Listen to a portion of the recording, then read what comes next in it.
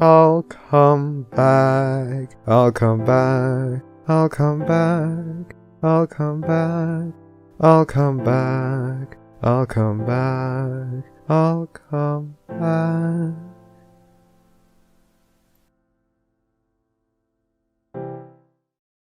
Fine, I got the questions up. Thank you. I'll probably ask Enigma to do it. Yeah. I may be multitasking here while you lead, though, so if you need me to take over, just tell me the person whom I'm taking over, and I'll get right to it. Okay. Hopefully you'll be multitasking while being a banterous son of a bitch. You definitely know it. Someone has to be the self-abusive, everyone-hating bitch, since I'm taking Flutter Priest's place. Multitask thrifting. Oh, okay, I guess I need... Okay, BRB, gonna KMS myself. All right. I think we are in. I'm past the ad now. 5, 4, 3, 2, 1. Hello, and welcome to the Barcast, where the bar gets lower each and every week. Your bartenders for this evening are Enigmatic Otaku. Wait, I'm first for once? Flammenwerfer. Yes. Milk. Yes, it's me, the person who can't say words. And I'm a non-pencil. Flutter Priest is out, helping his parents in their time of need. So we're going to give him a pass and not tell him he's shit for once. We're just going to think it really loudly. Today, if you've never tuned into the podcast before, this is an exciting time because we are streaming live from LooneyCon. What that means is that LooneyCon is an online convention and we are doing a podcast for them. How exciting! And we have a wonderful guest. Our guest this week is Penstroke. Hello! Yes, hello. What we're going to do is, for the next 2 hours, we are going to interview Penstroke and ask him all of your questions that you've placed in our FimFic group in the thread. We'll also take questions from the chat, though please keep in mind, chat, we will not be taking any religious questions. We will not be taking any political questions. You know the rules if you've done this before. Don't be a dick. We're not going to tell you where he lives. We're not going to tell you his real name. Fuck all the way off. I don't care. As you can tell, this is not a PG-13 cast. This will be rated R, so if you did not want a rated R cast, turn back now before it is too late. And, yes, usually this is where a priest comes and helps. Too late. If you'd like to participate and you don't want to ask a question, you can still do so because there's a drinking word. Anytime you hear the word story, have a drink. Please drink responsibly. We don't want to put anyone in the hospital, especially at this trying time. And, hey, Enigma. Did I miss anything? You forgot to call me a shit, but other than that... Enigma, you're a shit! Yeah. Okay. I think that we're good. If that's the case, without further ado, let's ask some real, genuine questions before we let the chat take over. Penstroke, you ready? Yes! All right, Penstroke, who are you and what do you do for this fandom? I am Penstroke. Yes, that fact has been obviously made, but we're going to say it again anyway because that's how we're starting. I'm a fan fiction author within the community, writer of numerous horse words, and most famous of which is perhaps Past Sins and all the stories related to that particular universe. I am also a game developer in my daily life, and beyond that, the most followed author on FimFiction, our little corner of insanity. Wonderful. I mean, you're on FimFic, you should be if you're not a household name. So if someone here doesn't know who the fuck you are by now, I don't know what they're doing. Yeah, the highest of power levels. Yeah, you wrote that one popular story, Mooney Shorts, right? I will kill you, Enigma. I will kill you. Though, considering this podcast, you guys would probably better appreciate my Drop of Moonshine stories. I was in the middle of drinking, and we're going to talk about that later. You mark my word. You and I are going to talk about that. But how did you first get into this fandom in the first place? I would say my descent into the hoarseness was fairly standard symptoms. I was at university taking the classes. Other people were talking about it, and it's like, oh, okay, I'll go. Oh, the first episode's free on iTunes. I'll go watch it there. Oh, this isn't so bad. A little dramatic, and it just kept going for years. So once you entered down that rabbit hole, there was no going back. It was a slippery slope. I love how everyone describes it like it was a gateway drug. It is. I mean, you're not wrong. But how did you get to film fiction of all places? I think it was. I started back in the fandom when some of the primary means of fan fiction, especially if you're going to be featured on Equestria Daily, was Google Drive. That was a fun time, especially when Google Drive started to disagree with what we were doing. But eventually, I was just picking up on like the Equestria Daily's fan fiction submission stuff changed to start favoring film fiction. I was seeing a lot of the other stories get there, and it's like, okay, yeah, this is the happening place to be, I guess. And so I took the effort to port everything over and made it a happy home. And now you're stuck here. Maybe in time. The chains will age, but right now they're sterling and shiny. So what are these chains? What keeps you here?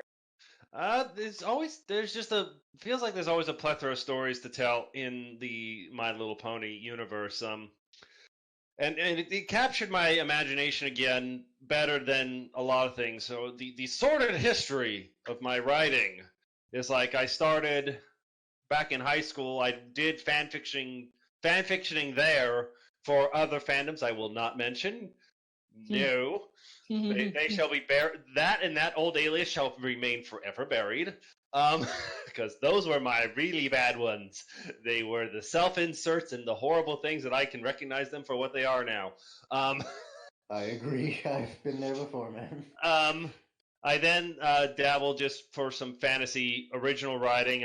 There are no less than 3 very big fantasy novels tucked away on different hard drives. And then it's like for a while after that, my writing kind of fell off as I got focused on my classwork at university. Just because the program I was in was a very heavy course load program. But then something came and bucked me in the butt, and it got me writing again for the first time in a long time. And so that helped me feel good about it. So, and I think that might have been part of my descent into the madness. Like, oh, this has me writing again. More. I can relate to that on uncomfortable levels. So yeah. You can relate to getting bucked in the butt? I mean, you know about my sex life, Enigma. I discuss it on here all the time. Do you want more detail, honey? I really don't. That's what I fucking thought! Jesus Christ, child.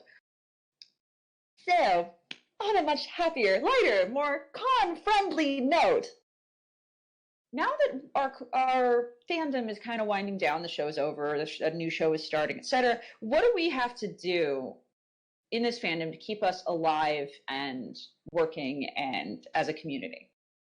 I do think it's going to become kind of a Ouroboros cycle, for lack of better term. I should have made that my thing, my word of the day. I say that a lot more than anyway. Regrets aside about my pre-show decisions. It's going to be, I think, turn into something of an Ouroboros cycle where it's like we need to keep inspiring each other, and of course, we are still getting some MLP FIM content from IDW with their infamous Season 10 comic series. For those who are unaware, that's kind of an interesting way this comics are rebranding themselves now that they are first canon. They're like the second child in the family. The first one moved to college. Now they get to be the big britches in the house.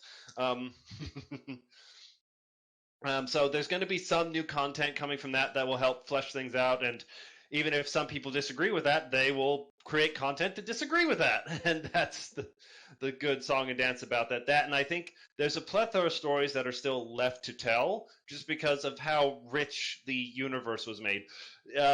Unlike some other shows,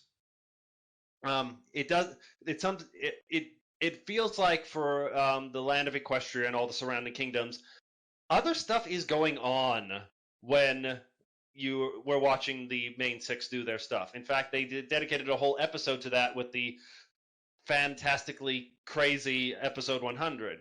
And I think it proves the point itself that they were able to do that they were able to just kind of potter around with all these side characters and tell a semi-cohesive story for this 100th episode celebration, and for us to basically all lap it up.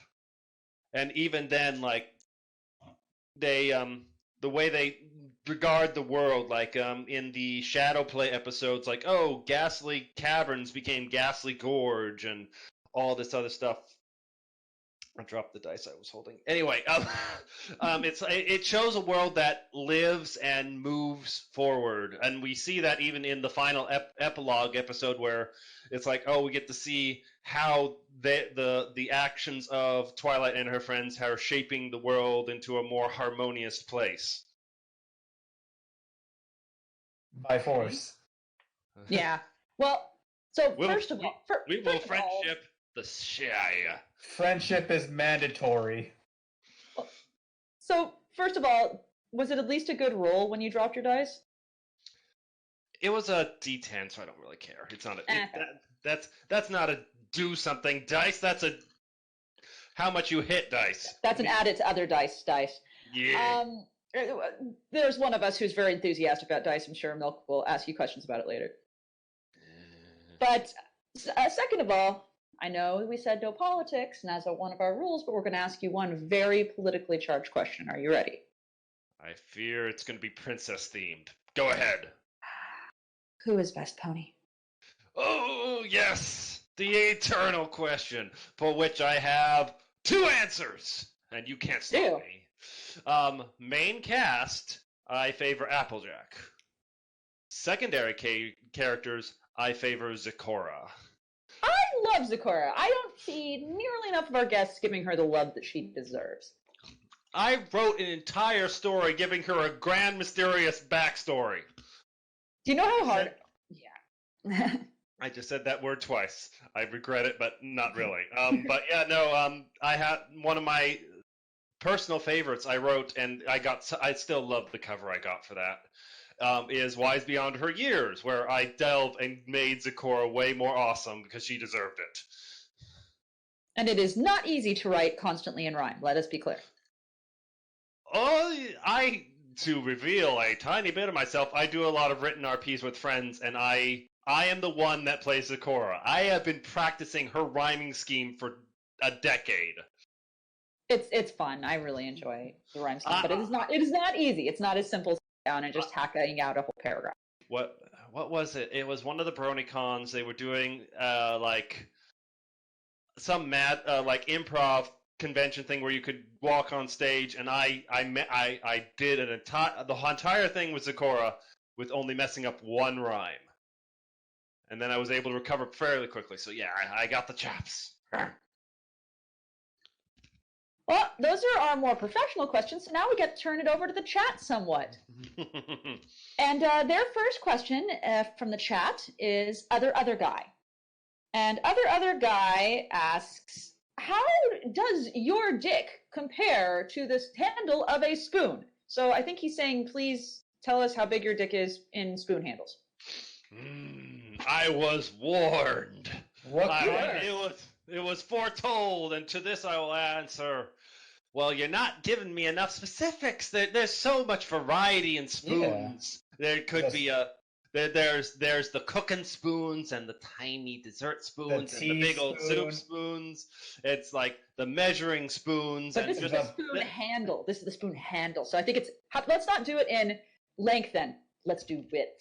How much width in spoon handles? By which manufacturer? No, spoon handle is exactly the same. The big spoon, the little spoon. Acme brand spoons. Acme brand spoons. Which Acme brand spoon handles? How many of those go into making your PP? I'm afraid I'm not familiar with the width and or general dimensional properties of the Acme brand spoon, so I can't answer in that context. So, to summarize, we do not have enough spoons for this question. How many Baskin Robbins sampling spoons? I like that. Do Okay, that. I was going to try to move on, but sure. How many Baskin Robbins sampling spoons is your dick? The follow-up question is going to be this: who the hell is measuring themselves in the sampling spoons? Like, seriously, you're going to the Baskin Robbins multiple times, and they're going to be suspicious. They're going to go, he keeps keeping the spoons. What perverted thing is he doing with them? You at least gotta mix in some, like, Cold Stone sampling spoons. My God. Why is this question going on so long? These are important questions, Pencil. We gotta figure out dick size and Baskin Robbins sampling. You didn't even say that with a straight face, no? Somebody in the fucking chat right now is probably like Galaxy Brain already solving it. I mean, because then it's either that or we answer in Cold Stone ones. No. Penstroke, can we agree that your dick is all the spoons and leave it at that? Infinite spoons? Sure, why not? Your dick is infinite spoons. Okay. And that's how we got some weird story that's going to come up and bite me in the ass in some years. All right. That's your mother. By the way, if you're interested in asking questions, I only take them from the chat sometimes. You can put them at the bottom of the thread, and I'll get to them as best I can. There's a link in the chat right now. So we're going to go to our first question, which is from Totally Not a Brony. And T-Nab wants to know, are you working from home during this time of quarantine, and how is that going for you? I am. I pre-perused the thread and kind of saw this one at the top of the pile and felt like it would be unavoidable. That's why I did mention earlier my profession is game programmer, so I am thankful to be in a position where I can work from home, though I am now even more surrounded by screens because I had to bring some of the computers from my office home so I could connect because I'm a mobile developer and Apple sucks. Because to do any sort of Apple development and to interact with our build machines that are still in the office that are Apple machines, I have to bring home my Apple from the office, which I don't even really like that much. I use a PC generally, and come at me, bros. But so I got to take that, and then also because I was the last one out of the office, I brought the office plant and have thus harmed it because I put it out on the balcony where it got sunburned. So I'm doing fine. It is just I am missing the routine and getting just a wee bit stir crazy. But there's a lot of people that are helping to make it easier, and I'm able to keep doing the work I need to do. So I'm very thankful for that. No. You didn't lather the planted sunscreen? No, you need sun. That's what plants do. They take Enigma. the sun and they do things. This is why everything around you dies, Enigma. Photosynthesis. So we have questions next from Terry the Human. And Terry wants to know, what is your favorite and least favorite MLP episode of all time? I'm going to start with the least favorite because it's the one I still haven't watched to its true. Roche, quit the couch. Sorry, cat. I was like, shit, what'd I do? No, he was trying to dig in the couch and I caught him.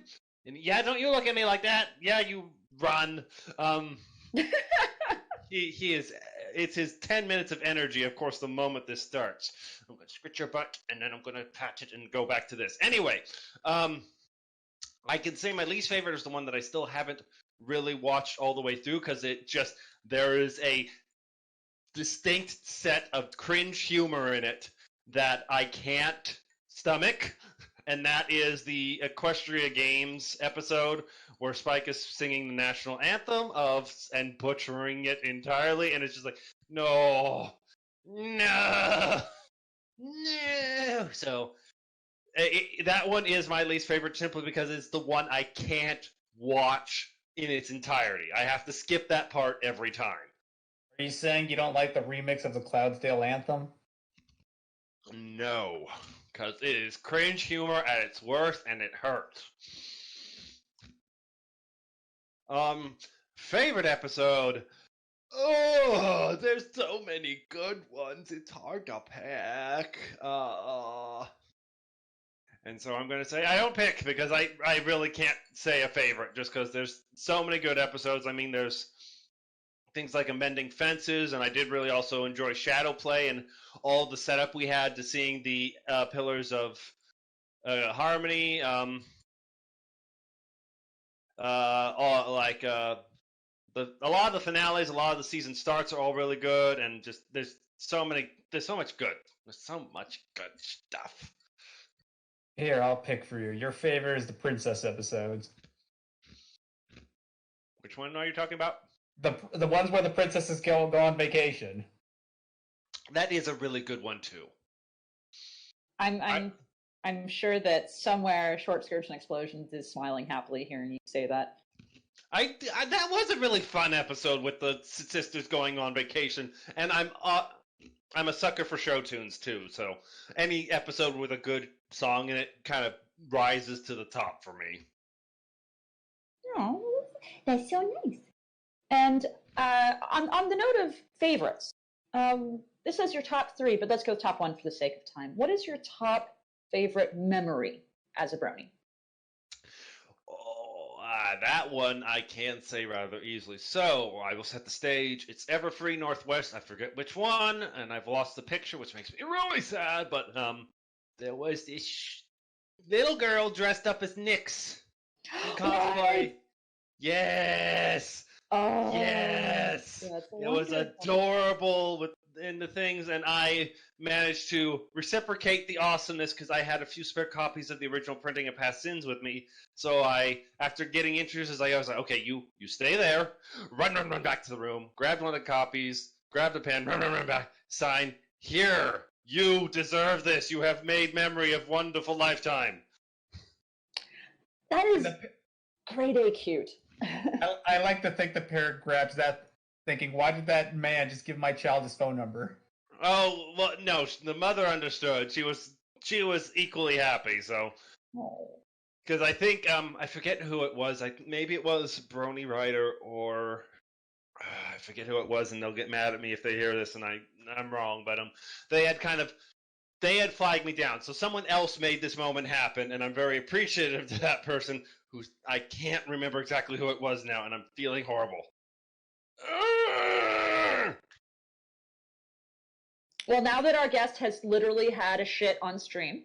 Yeah, you need some. You need some brain fiber to push that out. Oh, I can make worse noises. Oh God. Okay, so we're gonna do that later. Here. By the way, I just want to say, other podcasters can agree with me on this. I don't know what I'd fucking do if one of my characters appeared at a con or somebody in cosplay. Like, if somebody dressed up as one of my characters, I don't know how I'd fucking handle that. What, are you saying, like, a woman walks up to you, like, covered in marinara? Yeah, or somebody, like, dressed as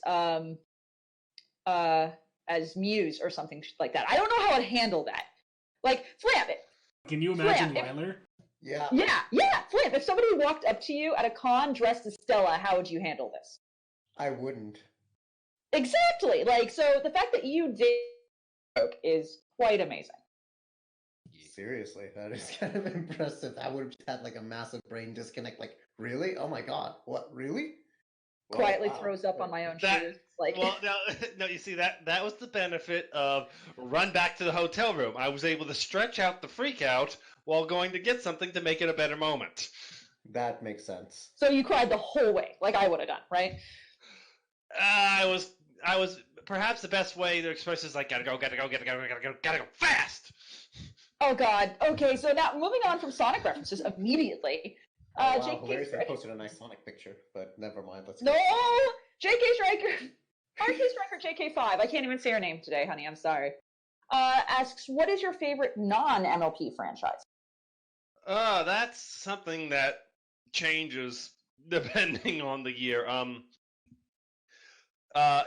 for shows that I really like that are not non-MLP, I'm a big fan of Steven Universe. Watched all that and all that insanity. Oh, those last episodes hurt. Uh, in video game franchisey stuff, like one of my favorite franchises is the old Sly Cooper franchise.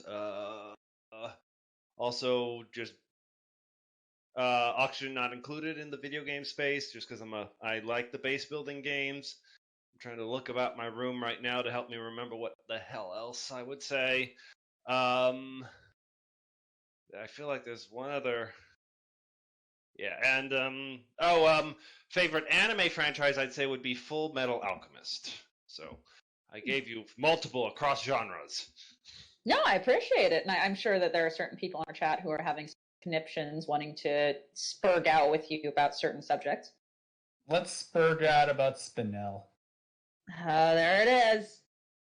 There it is. I don't know. We shouldn't go over and over that over and over again. Well, you know that she did hear the story over and over again, so we can drink to that. That was the joke, yes. You worked in the word, so credit to you. Thank you. I always take credit for things I didn't do if it makes Enigma suffer. You could say she had it on loop. Now, so let's drift away from that question and move on to, have you ever done any fan works for a non-MLP franchise before?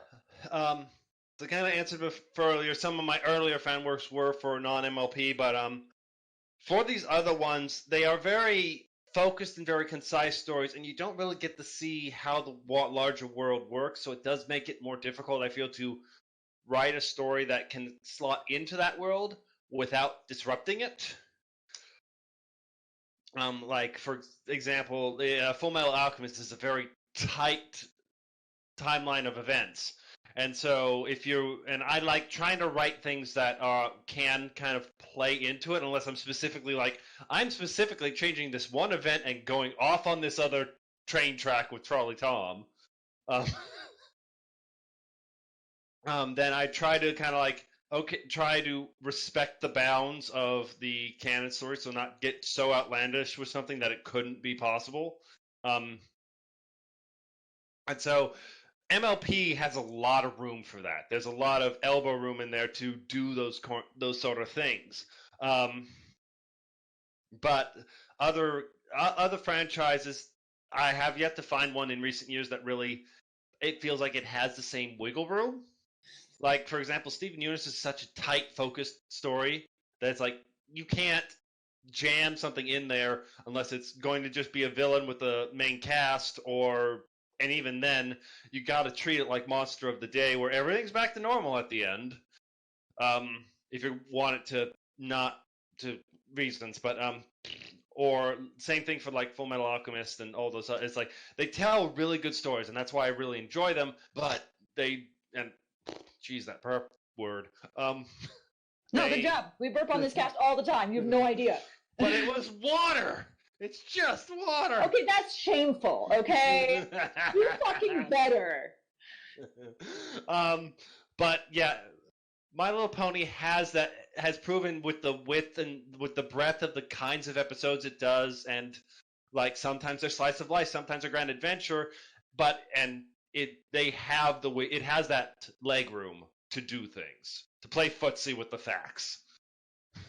I think that's fair. So now we're going to do a little role-playing, since I know you're good at that. You can do that, right?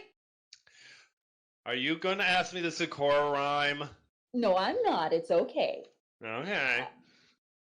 So, you're in Equestria. You are in Equestria right now. Ready? Yeah. Stop, no, take it back!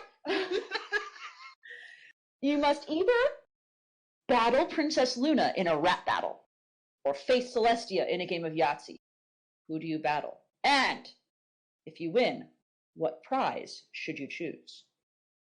I'm gonna risk the Yahtzee because I know rap. You can rhyme. You just told me you could rhyme like Sakura, so why not rap? That is different. That is different because you also have to make it beat, and no, I will run the risk with Yahtzee. I would do And, the rap battle. I would definitely do the rap battle, and I would just write a horrible insult rap against Luna. I would just do mom spaghetti meme consistently. Okay, but well, congratulations to you two. I'm gonna take my chance with chance and the throws of the dice and getting pitied maybe. Anyway, so should you win, what now? What do you get?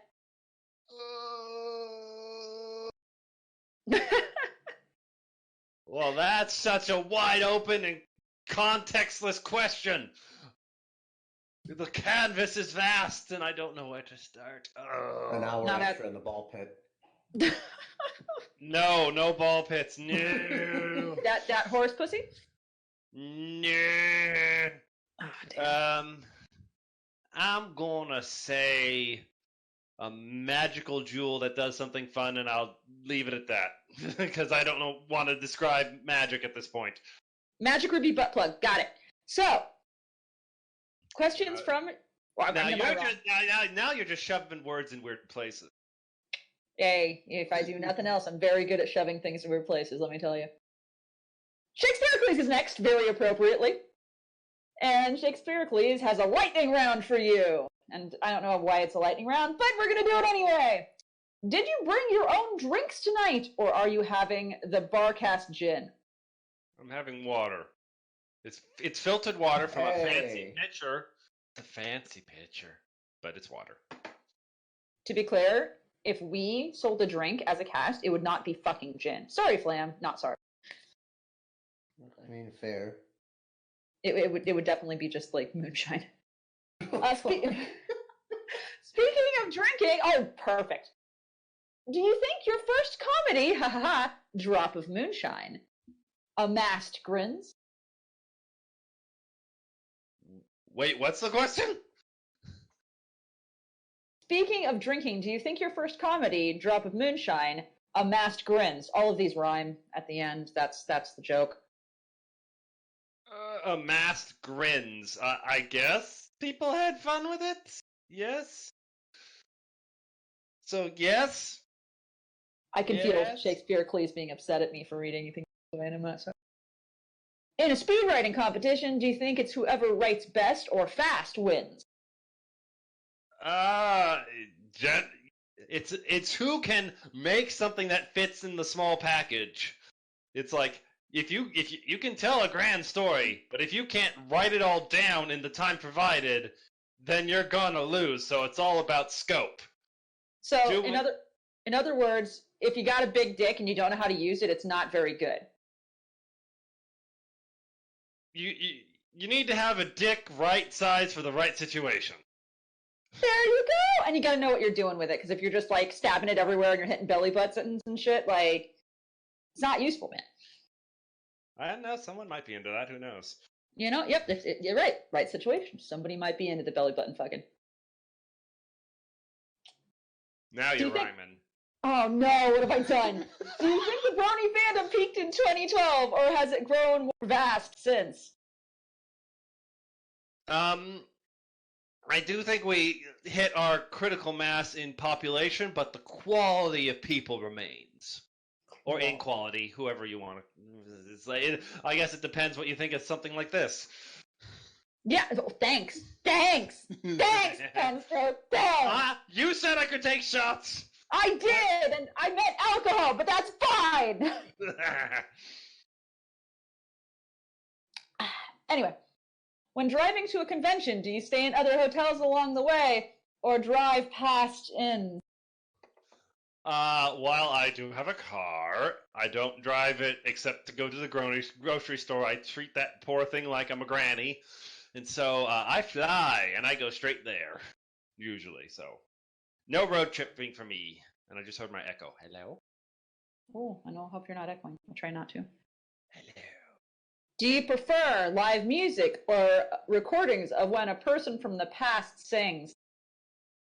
I've gone to a few live concerts, but for the general workday things where I'm trying to teach a computer to... Well, I'm basically conducting the flea circus that is the screen of pixels in front of me. I do prefer a good set of recorded musics. Oh, shakes. Do you type directly on this site or import your text from paste bins? I import from Google Drive. So, have you realized what all of these questions have in common? Shakespearically should be horribly disappointed in himself because it's bad. It's he wrote it in the past, so it's just a set of sins at this point. And we drink. I don't care. We drink it for that. Thank you. Well done. Beautiful. Mwah. Entibus is next, and actually comes out and asks it. What was your inspiration for Nyx? So this is a little bit of a long one, but I'll try to keep it brief. The Nyx of Past Sins was inspired by a Nyx from another story, which is a little bit of a conundrum, but I'm gonna get to it. So Nyx in her original form appeared very briefly in the story. What's that story called? Describe it. Okay. Describe it. Creeping Darkness, which was my Alan Wake crossover. Oh, sure. Yeah, so that was like the second story I wrote in the fandom, Past Sins being the third, and Beyond Living Through Science and Ponies being the first. And so I was kind of like, my first two were video game crossovers just because I was getting my feel for things, getting my horse word legs. If that isn't a grotesque image, I don't know what is. But in that story, there is a moment where there's a Nyx-like character that is just represents like the innocence of Nightmare Moon or something in the weird bleh. But basically like that idea and that kind of like very brief redemption, very like small step redemption for Nightmare Moon in that story, kind of like, that's a really good idea. This idea won't leave me alone. Oh god, it's knocking on the door, it's breaking down the hinges. I'm going to write a 200,000 word story about it. And so that was the inspiration for Nyx. And you realize like how much of a life of her own Nyx had taken on, like where she shows up. Yeah, right? yeah. It's like it ranges from the very good to the very bad. So you're saying it ranges from like the nice, popular, even well loved by voice actors of the show, areas of the fandom, to 4chan. That's what you're saying. Yes. There's a story someone wrote where Nyx gets barbecued alive and eaten by her friends and family. So the depths are there. I can promise I did not write that one. It sounds like a something awful story. What was that? Something emo and edgy. That's the one. It does sound like something. Hey, everybody's trying this something emo and edgy story to go write a fanfic about Nyx getting barbecued. It'll be great. So there are more questions that are not Nyx related from Entibus. Entibus has a question that is best ship and worst ship. This is the trouble. It's like my headcanon shifts as I need it to for a story. So my ships are generally just as fluid. From the end of the show, I did really enjoy some of the ships they were laying out in the epilogue, particularly with Yona and Sandbar, as well as the very subtly hinted Rainbow Dash and Applejack. But at the same time, the show has been hinting that the show itself doesn't seem consistent with what it hints at. You got the Equestria Girls where they hint at Applejack and Rainbow, not Applejack and Rainbow, Applejack and Rarity. Like Rarity literally dates a guy in the same color scheme with freckles. It's like, Hasbro, you're cheating. But Rarity likes the peen. So that's unless Applejack's got a dick laying around somewhere, she's like stuffed up there and we can't see. So.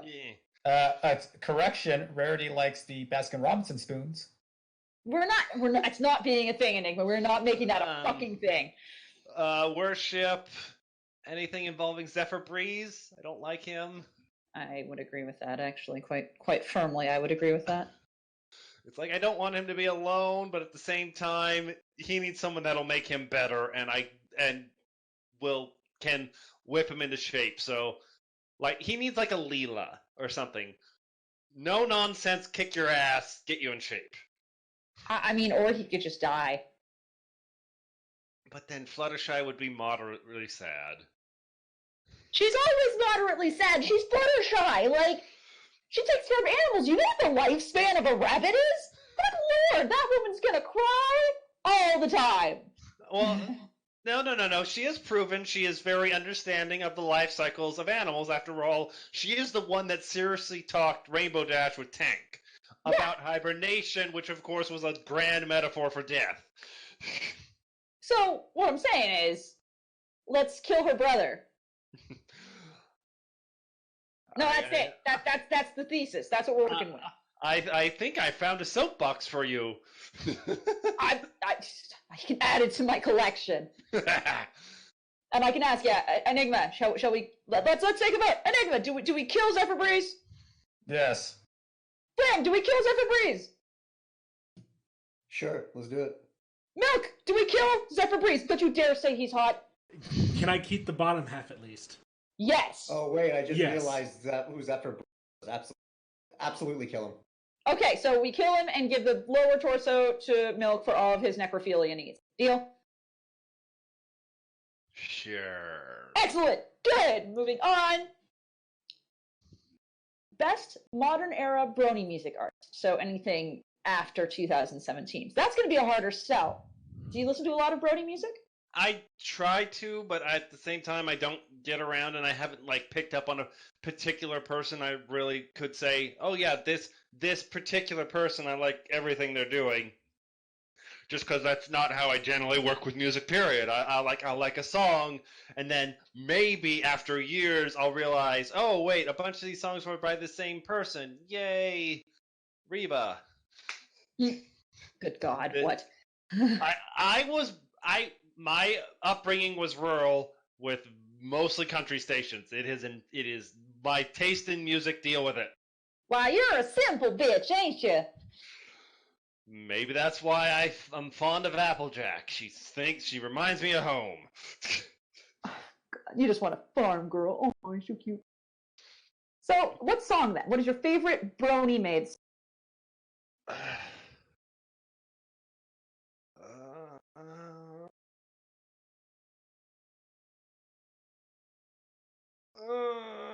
Pass. I'm sorry, I don't have a good answer. It's okay. I'm going to assume that it's Smiley.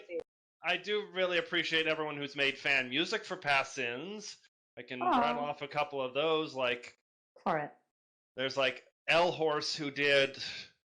No, L Horse did a metal cover of someone else's acoustic song that they did.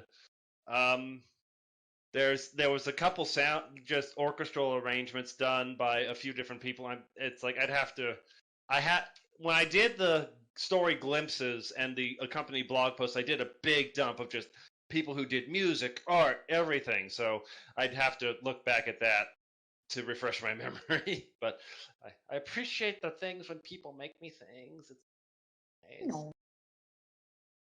Well, speaking of making you things, we're going to make you do this. If you were forced to ship a foal with Nyx, who would you choose? A background full with Nyx. Yeah, you gotta ship Nyx with somebody. I'm going to admit this water is a little this thought is a little polluted. You'd ship her with Big Mac, wouldn't you? No.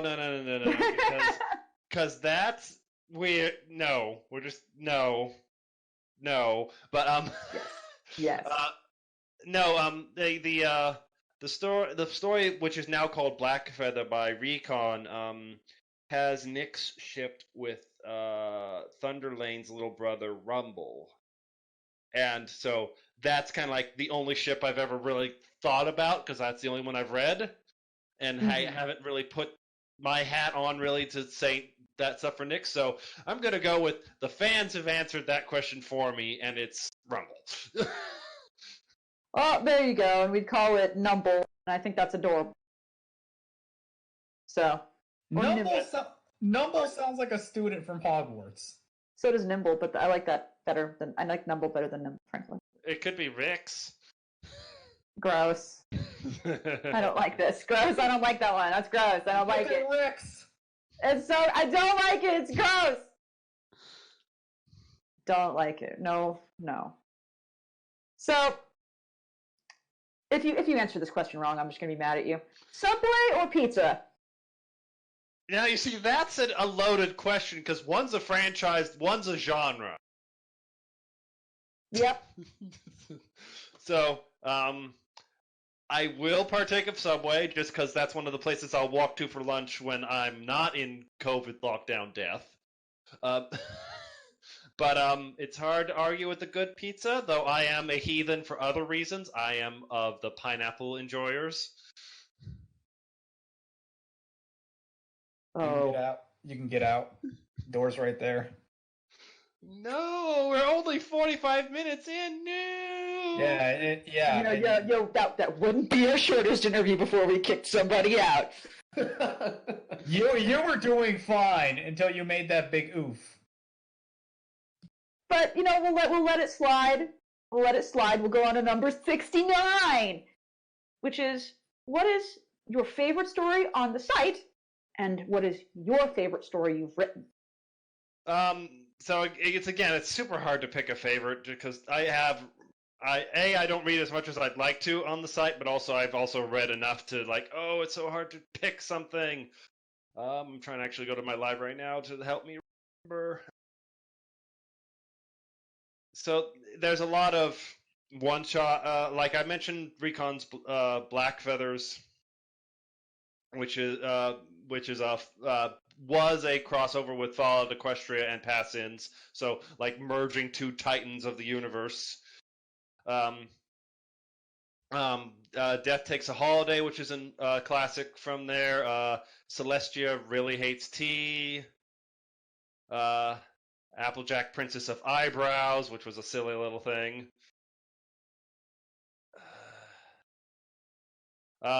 It's not entirely written by me, but I really enjoyed doing it, which was Pwn Murder, which was a story. Take a drink. That was a round robin thing where one author could only read the previous chapter, and it was a 14-some chapter story, and I was the anchor, so I had to tie it all up and finish it, and it's like everyone was mad because it was actually a cohesive story until Wanderer D's chapter. Then Wanderer D went super off the rails, Dawn Scroll kept it off the rails, and I had to just plow it into the station and kill everyone's hopes and dreams.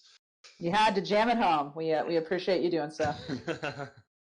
And yeah, so lots of stuff like that. For the favorite things that I've written, one of my guilty pleasure ones that I really like, that I had a lot of fun writing at the time, was Little Sugar Shop of Horror, which is inspired by crossover for Little Shop of Horror, if that wasn't painfully obvious from the title. Otherwise, a favorite one that was, I really liked how it came out, but it was turned into the weird favorite, was Last Evening Together, because that was the one that made someone so mad that they wrote a counterfic to it and then left the site. I'm not going to name the person in particular, but it's like, that was the first story that I created. That was the first short story I wrote that created just an explosion of drama. It's like, you got drama out of this? That doesn't make sense. Hey, we're a My Little Pony fandom. We can get drama out of anywhere. Just give us enough time. So, sure, let's do this. Is Luna best princess? Note the lack of question mark. Is Luna best? Whoop, my chair just whooped. I'm fine. You okay? Yeah, no, it's just I was late, pushing back, and then the little bar in the chair decided to give up the ghost for a moment and let me lean further back than I wanted. So, is Luna best princess? Luna is certainly in the top 4. as I completely dodge the non-question.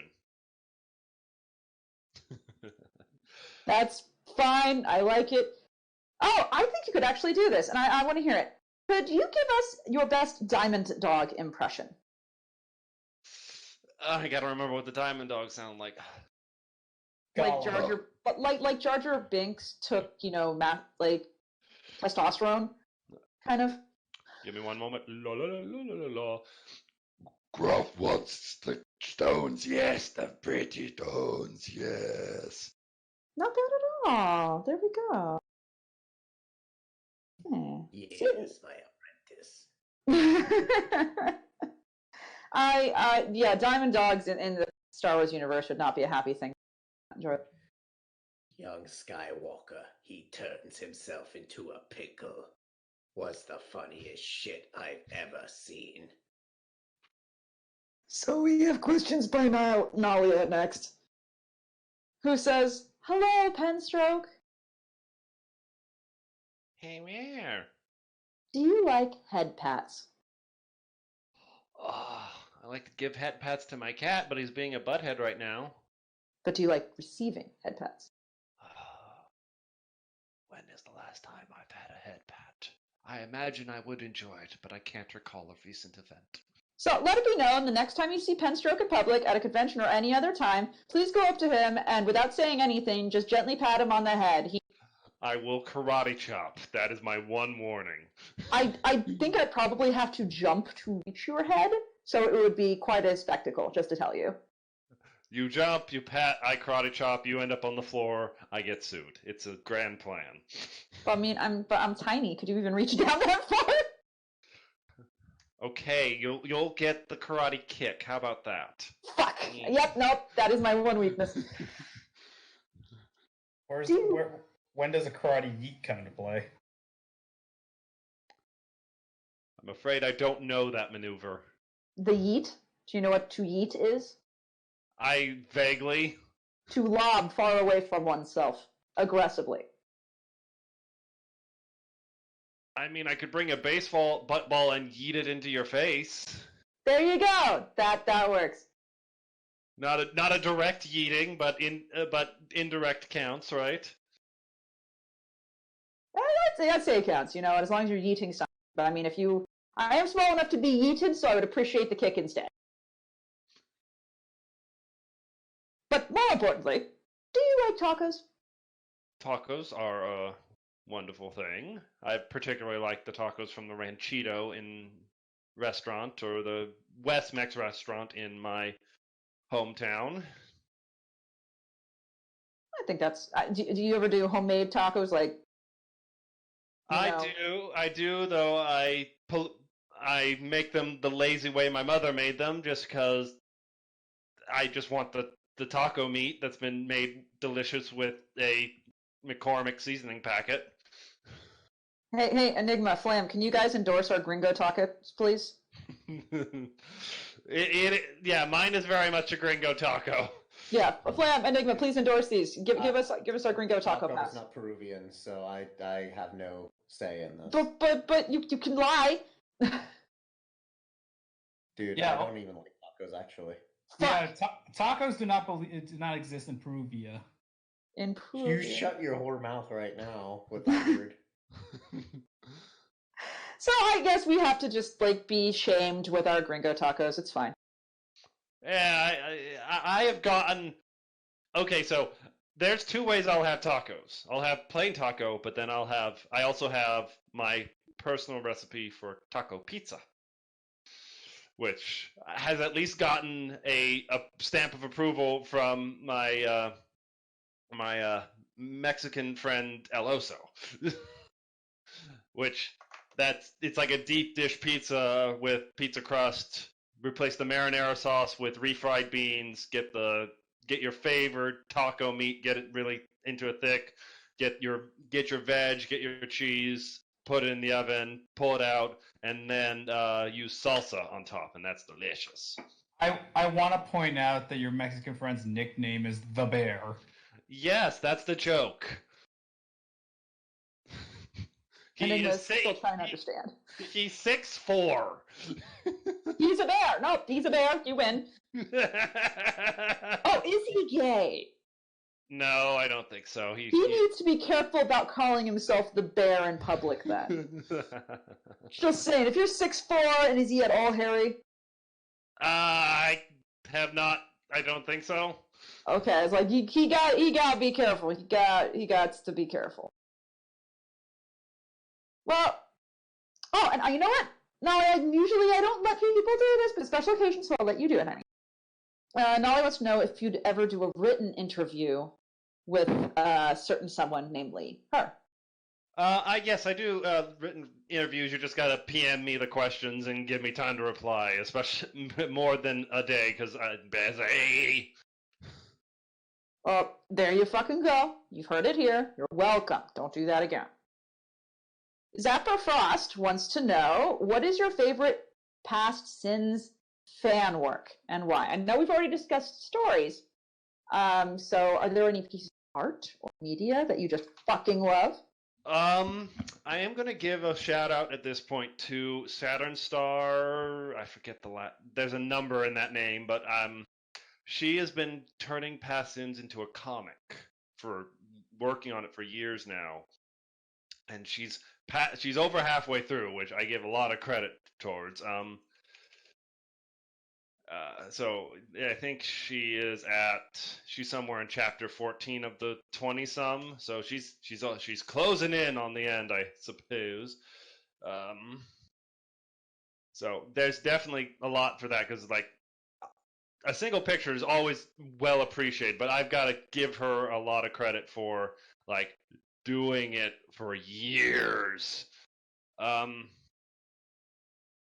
know some people have also like done Ask Tumblrs. There was the Nyx Contacts Tumblr by Severith that was really well done, really well drawn, really beautiful, and it did an explanation of ninth dimensional physics. So yay!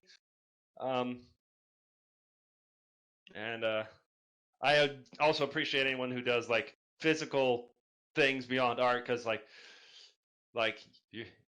got 2 Nyx plushies over in the corner from different folks that are absolutely adorable.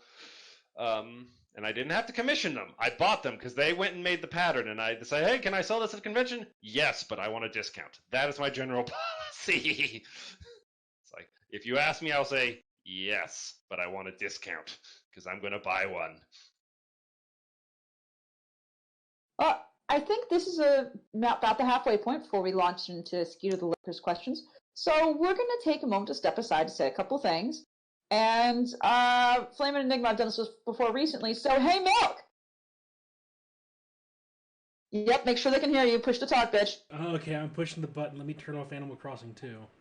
Oh my god, stop playing Animal Crossing while we're being professional. No! No! Okay, hey, Milk. Hey, Pencil. Did you know that we're at a convention right now? We're doing what now? We're at a convention! I thought this was the strip club. That too! We're doing a strip club convention with LooneyCon! So LooneyCon is an online convention that's going on right now because we're all stuck at home, so that is what we're doing it for. LooneyCon is great. Go follow them on Twitter. Alex, get their Twitter. Please post their Twitter. Alex, post their fucking Twitter, Alex. Do it fucking now, you intern. Okay. But you know what? We're supporting something else too. You know what that is, Milk? What else are we supporting? Another strip club? Yeah, but this one is for rescued horses. Wow, that's a really weird strip club. Don't I know it? It's called Red Wings Horse Sanctuary. It's in Southern California, and their mission is to rescue horses from bad situations, either just unfortunate ones, the owner has passed away or something, or they've been displaced from their land, or from abusive situations, and nurse them back to health, get them out to loving owners, or take care of them for the rest of their lives. We sponsor a horse there named Little Bit. He's a mini horse, and he's super cute. And all of the money you donate through the Barcast.net and through a Patreon goes directly to him to pay for his care and upkeep. If you'd like to donate money, you can also donate it directly to them. On top of that, If you don't have money but you'd like to donate, there's a little diamond in the lower right-hand corner of your screen in the chat window. That's for bits. We do accept bits, and bits become real money. If you do not want to buy bits, you can click Get Bits, and then watch a video or an ad, earn bits, and give them to us. We will read aloud the top 3 bit givers at the end of the stream. Right now, our top bit giver is 100, so get in there, guys. We'd love to see some more donations. Hey, Milk. What? So, when it comes to strip clubs, you know what the best strip club is? What's the best strip club, Pencil? The friends we made along the way. But what if your friends are the strippers?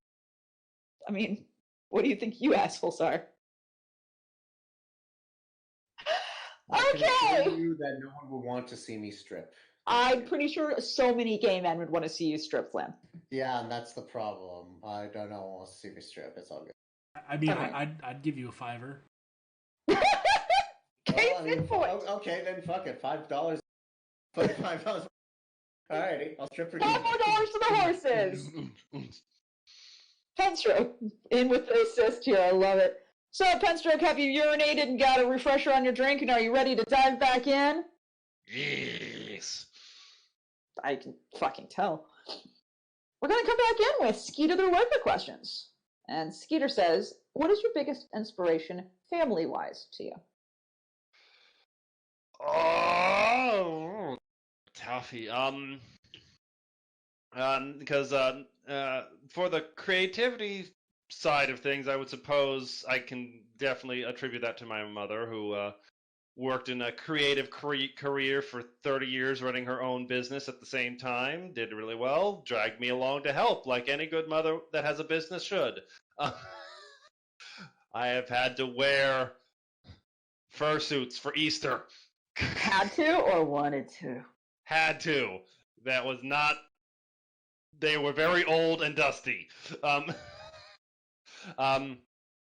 But for my work ethic, I take great inspiration from my father, who was a farmer who worked his 200 acres basically all on his own, with only stubbornly asking for help in very rare situations. So, kudos to them. Yay. But what about outside your family? Who's your biggest inspiration? I think I would, for my actual writing, I don't know if inspiration would be the right word, but enabler would probably be a very good one. One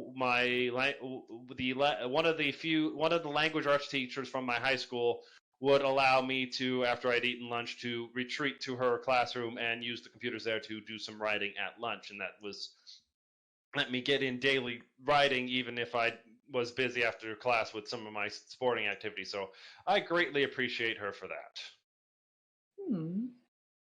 It's also wholesome. Well, time to make enemies. Star Wars or Star Trek or both, and why? They're both pretty good sci-fi, I guess. I'm not super fanatical about either one. Okay, no. Here's my answer. I will choose option C, Futurama.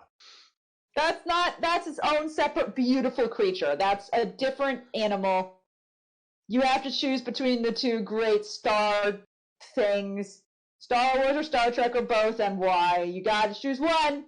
Fucking choose one. But you said both. Or both, but you gotta choose. I will choose both because they both equally tell some good stories and have their weird moments, like surfing on galactic waves of energy, I guess, or the Force, explanation being little bugs. What a diplomatic and cop-out answer. Next question. I am deflecting like a pro here. Don't undercut me. I will. If you could rewrite any episode of MLP, which one would you rewrite and why? The Equestria Games one with the horrible cringe moment. It doesn't need that. I hate it. I hate that whole episode. Perfect. Yes, I'm fine with that. All right, you're going to a bar. What drink do you order? I don't like like the taste of alcohol. The only thing I've ever been able to stomach is a very weak, dirty Shirley. So I'll have orange juice or pineapple juice. But like, okay, so have you had, say, not a Bloody Mary? That you would hate that. Oh my goodness, a screwdriver before? No, It's just orange juice and vodka. That's all. I have not had it. You might enjoy it. You should never force yourself to drink for anyone or any reason. Period. Full stop. You should tell that to my 10-year high school reunion where they were still baffled I still didn't drink. I would. As a heavy drinker, I will happily. The only person I force to drink like an asshole is Enigma. Yeah, and you failed. I got you to take a shot of pepperoni vodka. Oh, yeah. Why would the thing you'd break for Yeah, I be remember that. pepperoni vodka? That sounds horrendous. Well, You know what you soak the pepperoni in the vodka, and then you use it to put on top of your pizza, and it gives it a really nice bite as the alcohol bakes off. You know what it tasted like? Pepperoni Okay. and vodka. No. You know when you have like a little baby barf, but then you swallow it? Yes. It tasted like that. I'll Well, believe it. Okay, I was picturing something entirely different. Like it's one of those weird, like flavored vodkas that come cheap from someplace, that like the peppermint vodkas or something. Well, It's well, like- no. I only gave you half the story. You see, what you have to do something with that leftover vodka the pepperoni's been soaking in for like 6 hours. Okay, so it is straight up pepperoni vodka, and I will return to my original statement. Oh my God, why? Because I forced Enigma to drink it, and he did it because I told him to. Yeah, I think you have Yeah. too much power over this person. I do. I'll do anything for approval, Strokey. That's right. We haven't called you Strokey yet. Well, time to make more enemies. PlayStation, Xbox, Switch, or PC? My primary play platform is PC. Then it kind of goes into a tie with Switch and PlayStation 4.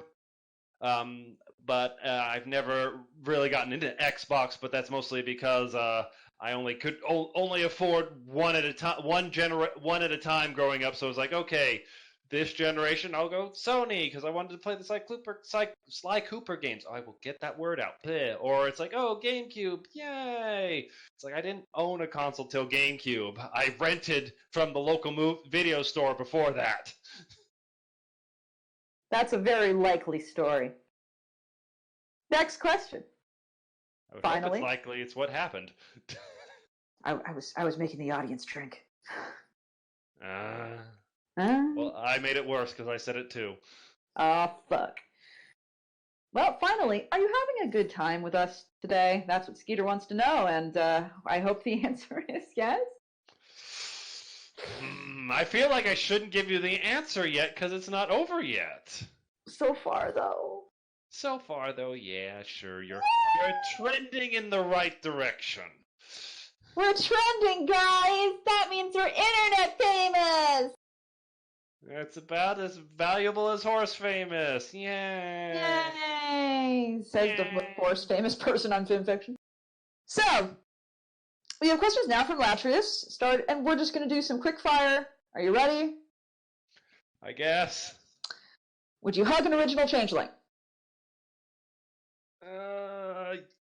Yes, but they can't do the hissing face. That's not nice. What if you hug them and they just hiss over your ear? Then there's gonna be a punch happening. All right. Punching changelings aside, would you hug Ocellus? Yeah. Would you hug Wuna? Yeah. Would you hug a bat pony? Same hissing rules. Would you hug Nyx? Yes. Like, I don't. If you said no to that, I'd be floored. You would call OC services on me. I would. Like, I'd have her taken away and probably skirts or some shit. Have him make her princess. It'd be perfect. Like a proper, like, humanized princess with skirts and probably cross dressing. Anyway. So, would you hug Lil Pip? And are you aware of who Lil Pip is? I'd be kind of surprised you did. Yeah, I am casual acquaintances with K-Cat, and so there was once upon there was once upon a time we almost collaborated on a story, but it fell through. But I'm very happy to see she's writing again, and she's got a new story out. I know that Enigma desperately wants to get K-Cat on the podcast, and I'm sure afterwards he'll beg you to put us in touch. I just want Senpai to notice me. Is that too much to ask for? Yeah, it's just I also know K-Cat's generally not for the interview scene, at least not for the vocal ones. At least that's my understanding of it. So it'd be Also, a little hard. Yeah, we're pretty traumatizing too. Like, Yeah. I understand that. So sorry, Enigma Senpai will never notice you. Enigma's crying. It's fine. You know. Tears on the inside. Oh, so while Enigma cries and while I take a good stiff drink, Flammenwerfer, what are you doing right now, my dear? Wouldn't you like to know? Wrong! You're asking questions from Seton. From Seton. All right, let me just find there. Seton, and his questions are. Okay, it was nothing at first. I was about to say, are you? You're like, no, those are his questions, and if you decide to do any voice at any time, please do not do it for the whole thing. We had a request last time from hand-holding Hans. So just pick a question at random and be hand-holding Hans for that, okay? Okay, I'll just do one question, that's fine. But let's see. So Seton asks, 1, what is your favorite meal, snack, or food stuff that is really unhealthy but so friggin' delicious? Probably my taco pizza. Probably pizza. Well, the recipe I was rattling off earlier is probably not the most healthy thing. Oreos are good. Oreos are really good. That, and there's a shop at the nearby mall that sells chocolate-dipped Oreos, which are extra good, but also extra not good for you. Oh, of course, certainly. Didn't Oreos didn't they actually have their own chocolate-dipped ones for a while? It was like I think they did. I think they did. Interesting. It was like white chocolate dipped. Yeah, I'm gonna look that up after this. So number 2, what is the biggest or weirdest fear that you have? I think it's not a singular thing, but usually I sleep like a log. But sometimes I do manage to come out of it, and like my dreams will linger. And I have fought the shadow demons in my apartment violently with my blanket before. So I fear what lurks behind the shadows. So you've actually had physical altercation with the shadow people. One could that, or it was I was sleepwalking lucidly enough to remember it. One of the two. Well, one sounds more badass than the other, so we'll say that you actually fought the shadow people because that sounds fucking awesome. Yeah. Alrighty. 3, why is bagged milk the best milk? I've never had bagged milk, so I don't know. If I may, do you know of bagged milk? I know of boxed milk, and I know of plastic bottle milk. I do not know of bagged milk. All right, so in Canada, they sell milk in bags. Now, you think, wow, that's actually, not that bad an idea. But here's the thing. They take the bags, and they take a pitcher, and you might think, oh, they just put the milk into the pitcher, right? And they pour it out of the pitcher. That would be the logical thing, right? Go on. But they don't do that. They put the whole bag in the pitcher. And then they cut off one corner and pour it out. And if you think I'm fucking kidding, here behind the counter, I am posting a link for you to witness what I am talking about. This is the way Canadians have milk. I'll have to ask my Canadian coworker about this phenomenon. Your Canadian coworker nicknamed Moose. No. All right. But I will not say his name to respect rules and regulations. Thank you. So, with this in mind, with this hideous picture I have given you, How does that make you feel about Canadian motherfucking bagged milk? I mean, you're not pouring it twice. You can crimp the bag shut to keep it fresh. I can see why not to pour it all the way out of the bag. But a carton, though. Maybe it's easier to transport. Maybe the Canadians are onto something. I don't know. I can't give it a compin. I need more data, and I don't need more story. So let's move on. All right, Blam. Yes. Number 4. What is your one annoying habit?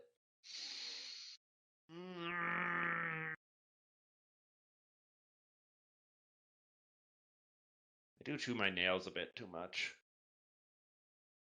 So, and I know some people find that annoying, and that's about all I got.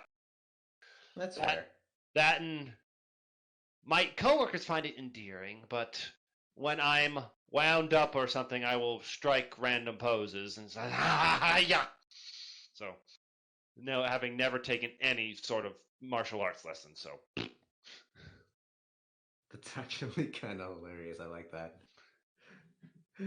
What's extra hilarious is I pantomimed it as I said it. It's like, hi, yeah. Like, I can just imagine people who don't know you in your office, and you're just making JoJo poses, and people be like, "Is he okay?" He's like, "No."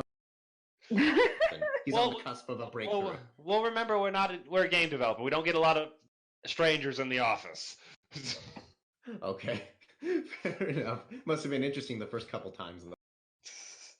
Well, I am the one closest to the door, so I guess there's a reason for that. Maybe I scare off the unworthy. I like that. There you go. Well, all right then. Number 5. What would you say is the theme song for your sex life? I think I'd need one before that. I don't get out much. I have no good answer for this one. I'm sorry. Totally fair. All by myself. Like, there you go. There we go. You found a answer. I don't know if it's the answer, but it's a answer. Yep, I am A, non-pencil, so it works for me. I'm going to stop and drink now. Flam, ask question. Hey, LMAO. So, number 6. Do you watch anime by chance? And if so, what are your favorites? And bonus points if you're a fan of Durarara. I have watched Durarara. I have watched that, and I did enjoy it. But as I mentioned earlier, my longtime favorite is Full Metal Alchemist. I also have watched all the way through and enjoyed Black Butler, Kill la Kill. I'm up to date with My Hero Academia. I think maybe I'm in episode 2 behind. No spoilers, please. I'm just rattling off names. I won't ruin it. Thank you. Trigger's doing a new one that's really the Beastars one that came up on Netflix was really good. That and Trigger's doing Animal World 1-2 that's a few episodes out now, so it's Zootopia era, I guess. What else have I watched a lot? Watched most of the way through. Claymore was one I enjoyed a lot too. Yeah, I think I've listed enough. Yeah, it's nice. You got a nice palette there. So that's good. Let's see, what do we got here? 7. Yes. Just how big is your porn stash? I don't save much to the computer. I usually just linger around particular websites, and I can't say I really go super hardcore with anything. So I'm going to say modestly appropriate. Fair. All right, and the last question from Sednan, since I've been requested to do the first voice I've ever done, ever. I will ask it once I finish chewing my snack. So, number 8. How cute is this swiftly growing, time-devouring bitch? Her name is Ellie. Brindle English Mastiff. Oh, this is a cute puppy. Yes, it is very, very cute. Oh, they're good, they're good. God. I mean, I have seen cuter. Yes, I inherited father a vast love for the German Shepherd, but Oh This my is- god. this is cute puppy too. Yes. Are you okay, Flam? I'm alive. that's the start. Last time I checked our viewers, we were at 30. Now we're at 20. Oh, well, to be fair, Fiona started her stream, so Oh, that works too. Okay. yeah, it's Fee, man. What do you want to do? Alright. Do you want to do shorts? Do you want to do shorts and Muggany, and then I will back from you? Absolutely. So, with the end of sentence questions, we move on to short and explosions. The man, the myth, the legend. And he doth ask, what doth life? It's just like him to write something so brief yet so compoundingly mystifying. What doth life? Life doth life. There.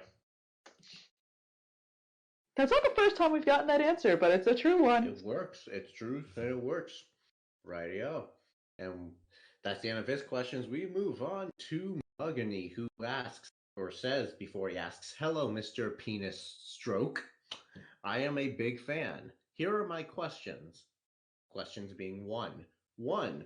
Father Penstroke, beholder of the sacred pin that licks thy parchment with its ink, I bestow upon you the question, how is your day? My day's going pretty good. I took a walk, got groceries, played a bit of Animal Crossing. I'm not playing it now, though. I'm trying to be a good boy. Yeah, milk. So, I will. and that's how my day is going. Yes. Very nice. All right, we got questions from that other guy. And hey, Milk, you want to help me out by posting that? I got it. Other guy wants you to know, wants to ask, how does this picture make you feel? Salmonella infused. Can we just for a moment talk about like the existence of this image on the internet? It's not the No. worst thing I've ever seen on All right, we won't. Let's move on. It's like, I jokingly, it's like it's the internet. There's probably other variations of this. I'm sure, but I heard you couldn't fly, Anon. I Well, can't no. fly either. Okay, here's what comes to mind with this picture. Draw me like your Kentucky Fried Chicken.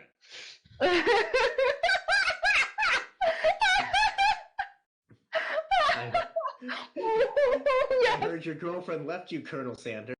Maybe I could be your girlfriend. You could fry me up like them finger-licking fritters. No one would ever know. Take a look at this breast and thighs. I got 7 secret herbs and spices.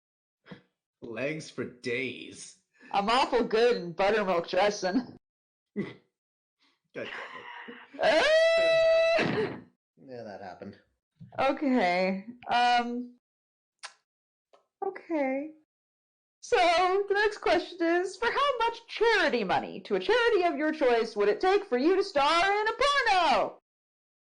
Obscene amounts that I don't want to try to put a number on because that just encourages people. There would just be some rich asshole in the Brony community. Be like, well, now that you mention it. Just Never give. Don't. I'm not giving anyone an initial bidding price. yeah, you guys already fucking know my bidding price. I said it, so. But what Yes. would you title your porno? Oh yeah, what would you title a porno with yourself? And why would it be stroking the pen? God Let's. Yeah. Yes. There. You've done it. I'm not. No. Yeah. Yes. No. Yes. Brr. Your penstroke.exe has restarted and has cleansed his cache. If it was mine would be Operation Barbarassa.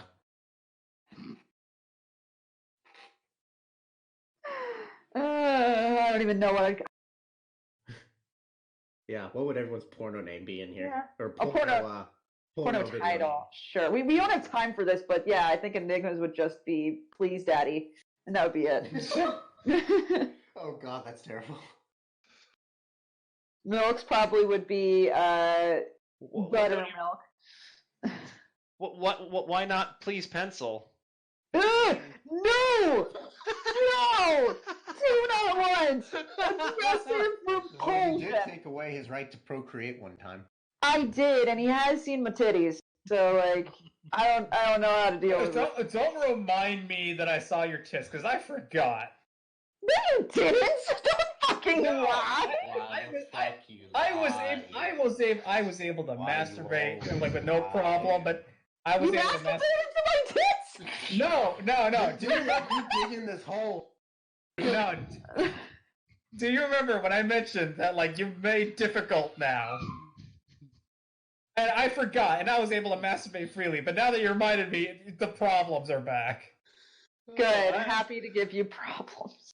Jeez, I struck a nerve, and I'm laughing at it. Good, you should. Well, we got questions from Not Enough Coffee next, and Not Enough Coffee says, howdy, howdy. Any tips for keeping a consistent writing schedule, other than the usual answers, which I don't know what those are, so go for it. That is a grand question. For this year, I've been trying to get to. My own writing schedule was kind of in the past few years not as consistent as I would have liked. So this year, I'm actually trying a challenge where I'm trying to hit weekly and then through the monthly goals of just how many words I get down. Doesn't matter if I keep the words. It's like, oh, I don't like how this turned out, but I still count those words towards the total. It's like, I did sit down and dedicate time to. I need to hit a goal for this week, and something about that schedule pressure kind of helps get her done. And I was actually doing really well, and then the pandemic hit and made me miss a week, and then I felt bad, but then I got back on the horse. So, Ha-ha! Puns! yes. So I think that's what's been helping me recently is my current goal is it's almost like a lighter National Writers Month that is not as demanding of a schedule because right now I'm trying to maintain at least 10,000 words a month, which breaking that down to about 2,500 a week, and that's been helping me to just kind of make sure I'm actually producing. Well, I mean, I don't think that's one of the normal answers, so there we go. Good job. But besides that, what would you explain to us? Blah, blah. Besides that, could you please explain to us the joy you find in writing and why you think others should get into it? And let's be very clear. Writing is hard, and writing can be suffering. It is not an easy, flippant thing to do. Suffer for my craft. The thing that helps me enjoy my writing is it's like I'm generally trying to treat myself as a member of my own audience. I'm trying to write things that I'm enjoying, where I'm enjoying the story I'm telling, and also in a way letting myself get surprised by the story. I know some authors really lay out in details, they're gonna craft this elegant thing where they have outlines and they know exactly how it's gonna go down. It's like I've tried doing that, and it makes it harder for me to want to write it because I know how it ends now. And so for me, I'm almost. It's like some people are going, how do you do this? And it's like it's what works for me. So it ends up it works for you. But the way I find my joy in writing is I do want to construct something that's well written, and I want to construct a story that's cohesive and all that stuff. But I want to do it where the story is leading me along its own path, so I can enjoy the journey as well as kind of the scout for the rest of the audience. It's like I will blaze the trail and make it prettier, but I still don't quite know every twist and turn.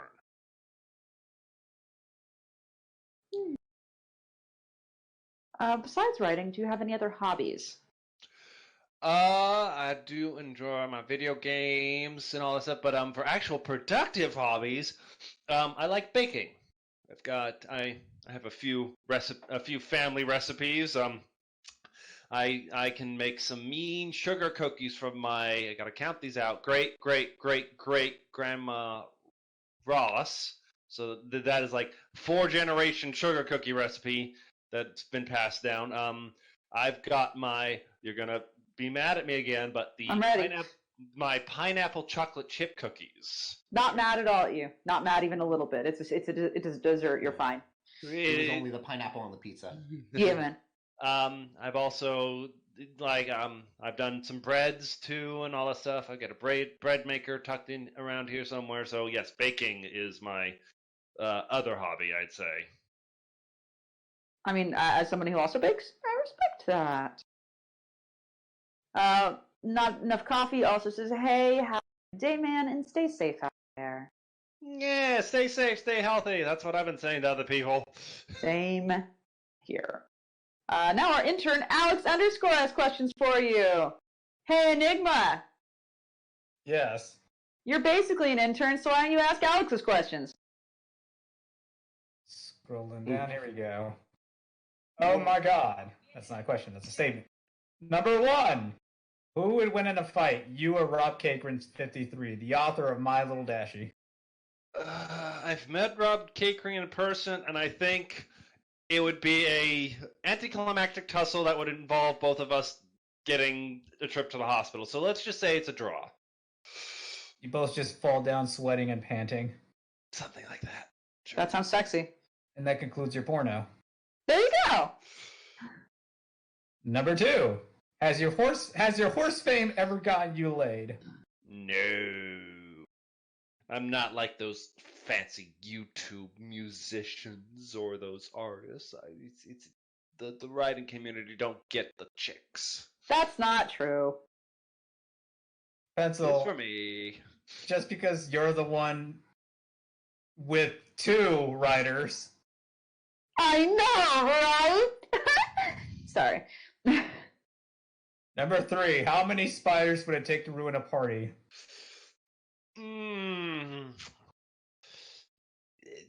To actually ruin the party and not just okay. So if it's just a little guy that's like hanging out, it's like okay, you're either gonna get squished or you're gonna get shuffled out the window. It's gonna depend on how suddenly you appear. If we start to get to the point of it's a swarm or it's like one of those little egg sacs that's just starting to hatch and it's like yeah, then the party's out. And like, yeah, get out, run, flee, 8-legged freaks. If you want a movie reference. I was sitting here being like, did you really just reference like cult movie sensation everyone has forgot 8-legged freaks? I never forgot it. That's one of those guilty pleasure ones where it's like, this is bad, but it's also just it's good enough to it's like it's in that range for me that it's bad enough that it's good along with the core. But also that means my tolerance for those things is a little higher than most because my friends really like The Room, which for me is bad enough that it's just horrendous. Don't make me suffer this. The sound of milk screaming in the background intensifies. That or Birdemic, but I hate that one for a weird reason. They have my car, and I don't like that. They drive around in a blue Mustang that's about the same year as mine, and I don't like that. It's like... So, Milk, how great is The Room? Honest to God, the worst fucking piece of shit I've ever watched in my life. I don't know why you guys like that shit so much. Because it makes you unhappy. I think that's the same reason my friends like it. It's like they enjoyed my suffering through it. Accurate. Truly accurate. Yet we live in a world where there was a movie made about the movie. True. Number 4. How many rubber bands do you think you could swallow before you started to feel ill? Alex _ I think we need to have a talk about your weird habits. He's asking the right question. Good luck, man. Alex has so many, you would have to write a book. Okay, are we talking novella or novel? Or are we talking trilogy a la Lord of the Rings? Saga. So, stretching beyond and into infinity. So, I don't know. I don't want to try. That's my answer. I'd rather eat things that make me sick that are actually tasty, like cake. If I absolutely had to find my I feel ill with it. Number 5. What's the funniest shit you've ever seen aside from Pickle Rick? Well,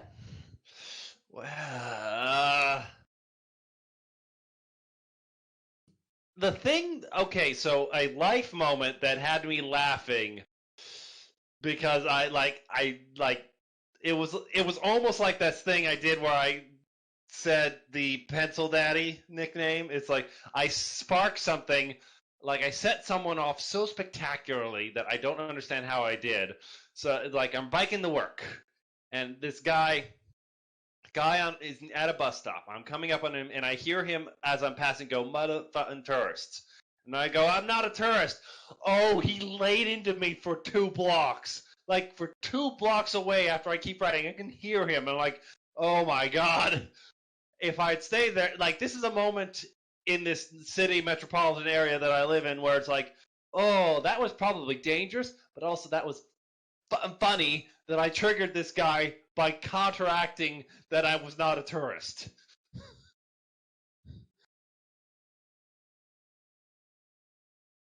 Hello? Do you guys still there? Enigma, it's your turn.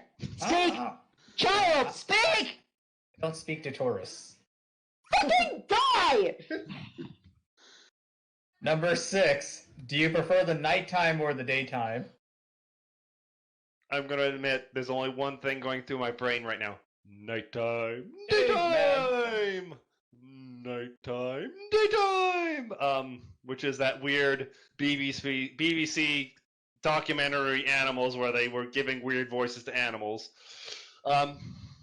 I prefer daytime for walking and nighttime for huddling around my computer and doing whatever I want to do. All right. Number Vylon. Would you like to do the Vylon jingle for a change, Enigma, and then I'll read that question? Okay. Es tiempo para Vylon. I hate it, thanks. Lol. Vylon asks, how are you today? I answered that question already. Why ask the same question twice? Read what's above you! No. How are you today? Oh, I'm just Fine. Good. Now we have questions from Sunbro for Life.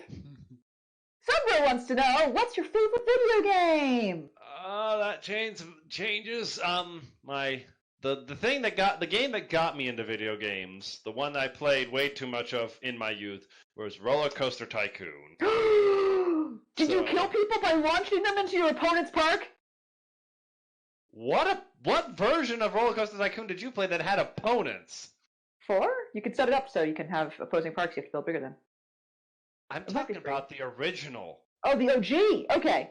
The OG, the isometric that I later found out was written in assembly, which is a horrendous thing. Okay, yeah, no, you're getting a programmer rant now. You have triggered the programmer rant. Yay! I triggered our guest again. So most things are written in like C++. C is like whatever. It's actual words. You're writing in actual words. For blah blah blah. Do this. A function call. All that stuff.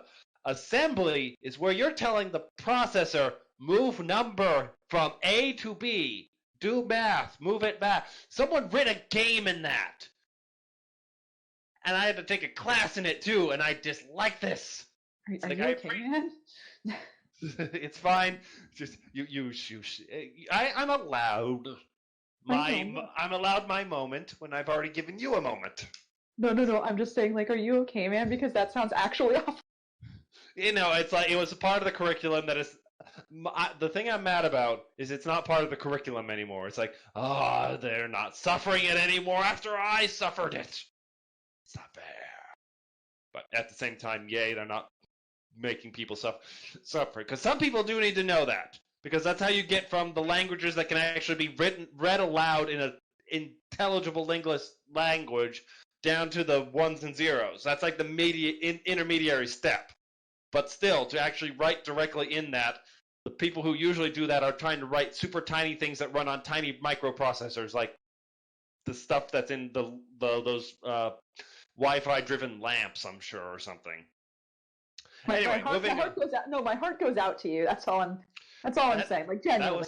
That was still not the most annoying class. My most annoying class was operating systems, but we won't get into that. Next question. Fair enough. Yeah, next question. Oh, sorry. What's your favorite boss fight? I think the best boss fights that I've played were Shadow of Colossus, since that game is just basically boss fights. Kind of is. So yeah, I think I'll go with that for my answer. All right, you know what? I'm gonna try it this time, guys. I'm gonna try it. Have you accepted Skeletor, the master of the universe, into your heart? No. Okay. Why? No, we can now say I've done that, okay? Tell Priest I did it so it gets off my back. I don't think it counts if he's not here. Just watch. He's gonna snag that recording, just like touch himself to it. Yeah, no, Priest has got to be here for it, so it doesn't count. No, it counts. Oh, now you got to do it next week. Counts. No. Well, you are now in the township of Pone. What business do you start? Arcade cabinet business, because we saw it in one episode. They've got arcade cabinets, so there's game programming to be done. I think you do very well at that. I would hope so. Do you even praise, bro? I does not compute. Do you praise the glorious sunbutt? I haven't ever played Dark Souls, so I guess I have to say no. There you go. I don't like games where the point of the game is to make you suffer. But what is life if not just to suffer? We need to move on to Lone Trooper before that gets out of hand. Lone Trooper asks, what is your most... Oh, we already know that answer. We can move on. What advice would you give to people who would like to begin writing their own fan fiction? Start small, bite-sized. I know you may have the idea for the grand epic that spans continents and races and time and space. But until you find your voice, until you kind of get a sense for what your writing is and how you do it, start small, start bite-sized, start short stories, find a kernel of an idea that is simple and easy to execute, and do that. Walk before you try to cross-dimensional run. And I agree. I would back you up 100% on this. I think that's great advice. Genuinely. So, what inspired you initially to come with Past Sins? We've kind of talked about that a little bit already. How do you motivate yourself to complete that story?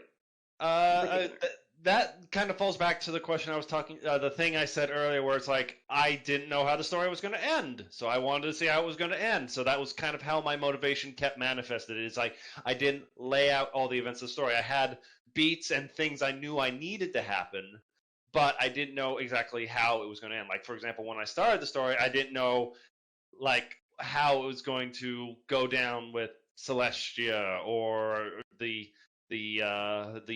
infamous scene with Twilight or anything like that. It's like I didn't know how that was going to happen. I knew something vaguely like that was going to happen, but I didn't know the details, and that's how it motivated me to keep writing it. It's like I wanted to see how it ended properly. And for Past Sins, do you have any comments that you've gotten that have really helped you or been very positive towards you or make you feel good? The ones I like is ones where people are coming back and reading it again. It's like, oh, I remember this.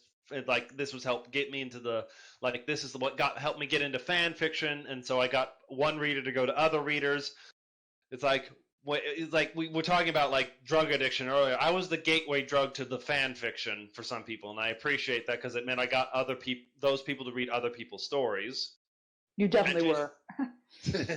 And just like general people who have really felt touched seeing the redemption arc, and so feeling good by that. So yeah.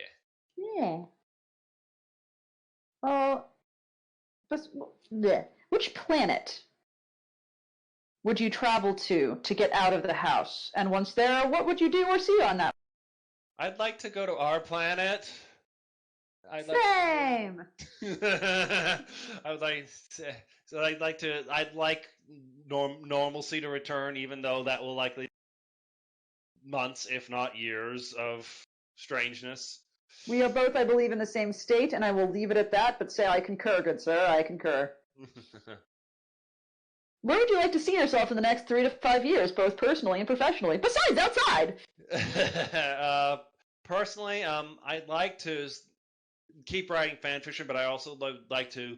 There's a few original story ideas that have been haunting me for years that I'd actually like to get into, so I can. It's like, oh, maybe I could actually make a little side money with this. But professionally, I'd like to be able to continue doing what I'm doing. And something I'm very grateful about my workplace is that I've been able to apply some of my creative talents there. So being able to continue to do that. So it's like, I'd like to have more of the same, maybe with more money. Who doesn't want more money?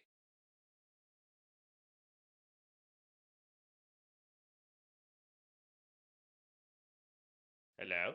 Yeah. Uh-oh. Yeah. Let's see. What question was she on? My apologies. I actually had the list up myself. And so the next question was number 7 by Lone Trooper.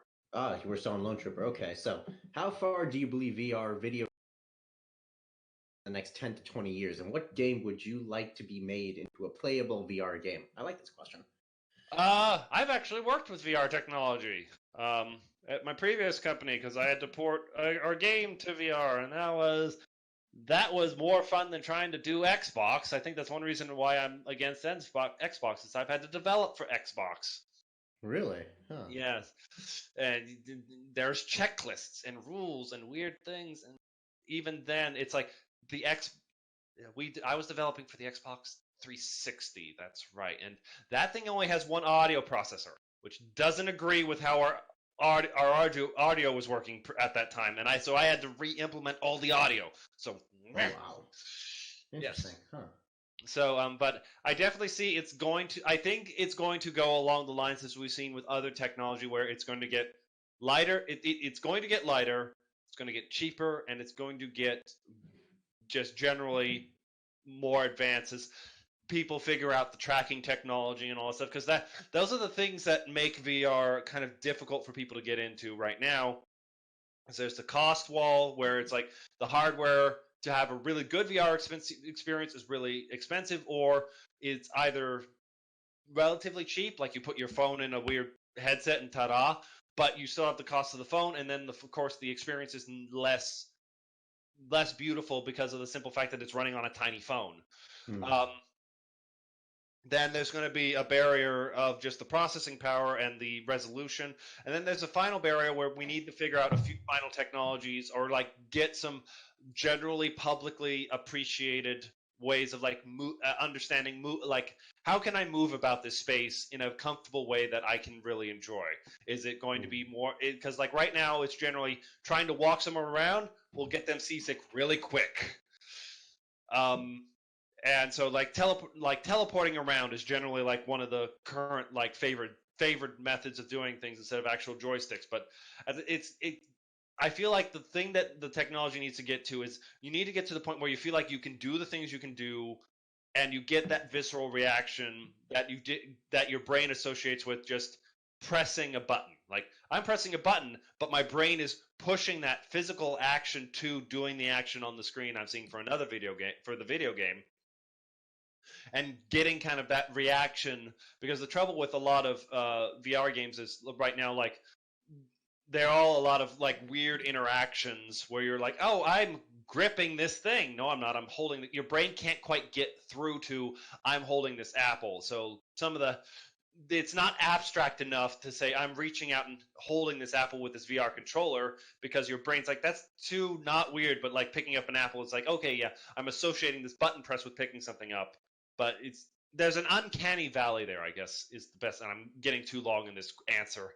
But just as there's an uncanny valley with visuals, I think, where like if you try to make something super photorealistic in the computer, you're going to get to a point where it's really difficult to make it look right, because it's just too wrong. There's something wrong about it that our brains even say it looks human, but it's wrong. I think there's that other thing with like the physical interacting with a virtual space where there's an uncanny valley of I'm interacting with this video game. I understand that if I press this A button, this thing will happen, but doing this action in a 3D space, virtual reality space, is a little weird. That makes total sense. Yes. Yes. Pencil, were you back or? Yes, I'm back. I All win. right. Out of everything you've done in your life, what are you most proud of that's not related to MLP? But I made a being the sole engineer on that VR project that also ended up going to Xbox and Steam and Mac Store is something I'm really proud of, just because that kind of was that was the first game I worked on, and I was also the only one working on it. So yay, indie studios, I managed to do it. Yeah. And just I guess just some of the things I've done for my family, like we ended up doing a family cookbook for my cousin's wedding that was like part photo album, part gathering all these things together, because my cousin is, I say this as lovingly as possible, just a little bit hippy dippy. And so it was she didn't want things. She wanted, the wedding wasn't catered. It was a potluck wedding at a beautiful beautiful campsite and all that stuff. And it was really a wonderful ceremony and all that stuff. But her gift was like, okay, come be here, enjoy this moment. We don't really need gifts. But of course, my mother, we need to bring a gift. So it's like, okay, cookbook that I made over months. Well, give us one recommendation of a movie, show, fanfic, game, etc. to play while we pass the time in quarantine. Ready, go! Well, I'm trying to think of something that has a lot of content. So it's Futurama. Go watch that again. It's 9 seasons. No, it's more than that. It's a lot of seasons.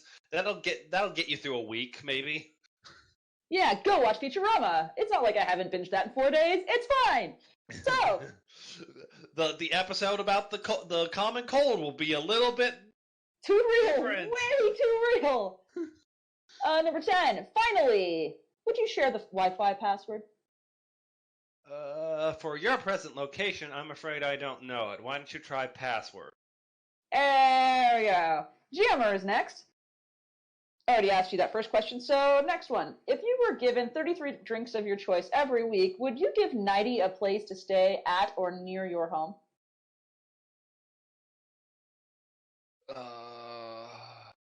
What? If you were given 33 drinks of your choice every week.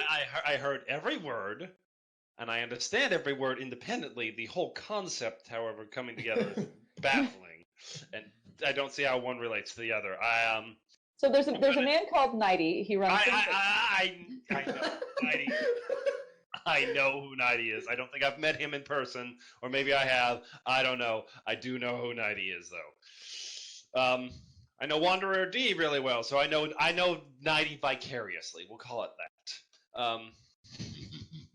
I suppose because I don't want the site to go down, but at the same time, it's such a wonderfully constructed site that it's like, okay, yes, I appreciate it's a film fiction focus, but we want the site to live because it's full featured and wonderfully and generally pretty well structured. So maybe get some other fan fiction types in here. Genfic. Yeah. So you've talked to Wanderer D too. I've talked to Nighty about such things too, but we'll leave it at that. Well, let's move on to one of my favorite questions. Are you aware of Thing Pony? No, and I'm clicking this picture. Oh, hello. Oh, hello. This picture. So, there it goes. This is Thing Pone. As in John Carpenter's The Thing, made into a pony. Look at them bedroom eyes, am I right? Okay. Would you hug Thing Pony, kiss them goodnight, tell them every little thing's gonna be alright, and would you stick your peener in it? For the hugging, I'm gonna give it the same rule as the changelings. No weird hissing noises. It's gonna be a hug goodnight. I will say everything is going to be alright. No. All right. Would you let it be your roommate and snoodle boop it? What is? I need You to. poke it in its nose with your finger. I think snoodle booping would be okay, and it depends how much can you contribute to rent.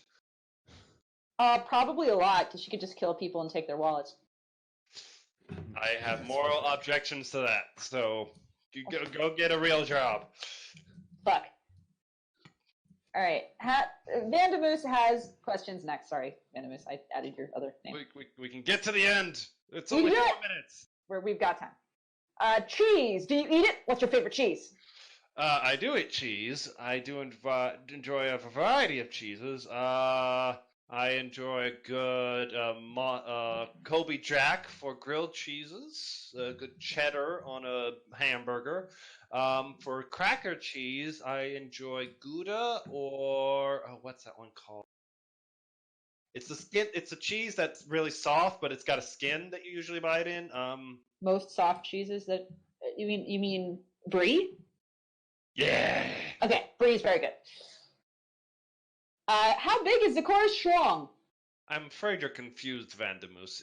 She's of the female. She has no schlong. Well, I mean, she might have one somewhere. Yeah. So, describe in detail how would you punish Spike for being the little shit that he is, especially by his singing the national anthem. I'll put it that way. Now, I'm rewatching the season 1 with friends. He is a brat in season 1, but he gets better. He learns his lesson. He just needs timeouts in the corner occasionally. Drowning him in acid. Got it. How much debt have you acquired by buying house upgrades from Tom Nook? I never really played the originals, and I'm only getting in of peer pressure from friends. So, however many bells it is to get all the house upgrades for New Horizon, which I have not all gotten yet, but I will probably get them all. Gotta get them all. Spellcasters or melee hitters? Spellcasters. I want the magic. Oof. Class, subclass, and race. As an RP person, I know you understand. I do understand. The thing is, I haven't actually played a lot of spellcasters. The 2 characters I've played is an Eldritch Knight fighter, so get a little bit of magic in there, and I like to pretend she's doing finger guns with her cantrips. And then I have a bard, so and the Eldritch Knight is actually in an MLP themed RP, so she's a griffin, and the bard is a tabaxi. Only certain people understand that, and that's okay. Deck of many things. How many cards do you draw? I do know what this is. It is the Doom thing where it can be wonderful or it could rend the world asunder. I think 1. Just because I need to, and if that first one is something really good, I may be tempted to do again and again until something bad happens, and then I will regret all things. That sounds like the principles of gambling, all right. Anon Pencil is next. Ho ho ho! And I have 2 very important questions. Oh wait, there's a second page. No, well, no, wait, there isn't. Wait. Oh. I have a very important question for you. What would you whisper into a vagina?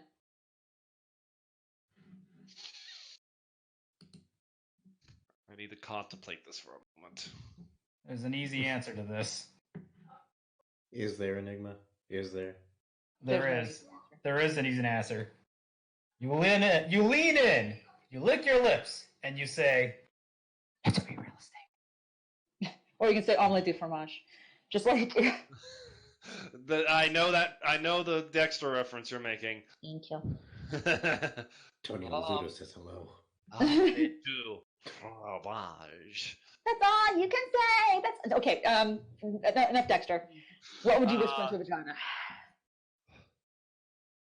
It is about time for a very sweet rhyme about the fun and fantastic things that will involve you and my wings. What would it whisper back?